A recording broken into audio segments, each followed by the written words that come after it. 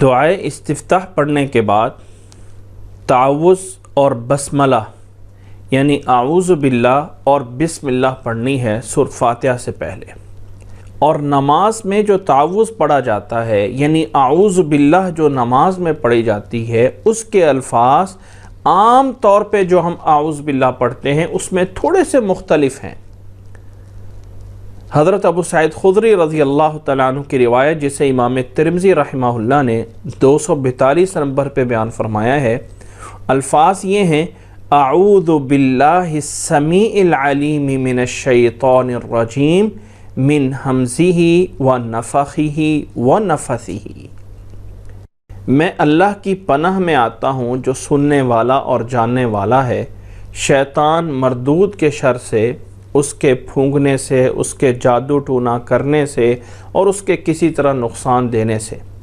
یہ والے الفاظ اللہ کے نبی صلی اللہ علیہ وسلم سے نماز میں اعوذ باللہ میں ثابت ہے۔ یا کچھ روایات میں اس طرح بھی موجود ہے کہ اعوذ باللہ من الشیطان الرجیم من ہمزہ ونفخہ ونفثہ، یعنی آخر میں من ہمزہ ونفخہ ونفثہ کے الفاظ تمام روایات میں جو نماز میں اعوذ باللہ ہے اس میں ثابت ہیں۔ نماز کا تعوذ ان تین الفاظ کے بغیر نہیں ہے، اس لیے یہ غلطی بہت سارے مسلمانوں میں ہے، بلکہ بہت سارے کتابیں لکھنے والوں نے بھی صرف اعوذ باللہ لکھ دی ہوئی ہے اور روایات کے اوپر غور نہیں کیا ہے۔ تو دعائے استفتاح کے بعد سب سے پہلے اس چیز کو پڑھنا ہے: اعوذ باللہ السمیع العلیم من الشیطان الرجیم من ہمزہ ونفخہ ونفثہ، آخر کے تین الفاظ من ہمزہ ونفخہ ونفثہ بھی پڑھ سکتے ہیں، اور من ہمزہ ونفخہ ونفثہ اس طرح بھی پڑھ سکتے ہیں۔ دونوں طرح اللہ کے نبی صلی اللہ علیہ وسلم سے بیان ہوئے ہیں۔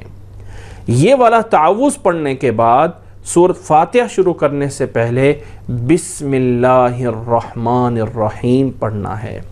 چونکہ سورت کی ابتدا ہو رہی ہے اور ہر سورت کے ابتدا سے پہلے بسم اللہ کا پڑھنا جو ہے وہ ضروری ہوتا ہے۔ بسم اللہ الرحمن الرحیم پڑھنے کے بعد پھر سورۃ الفاتحہ کی قرات جو ہے وہ شروع کی جاتی ہے۔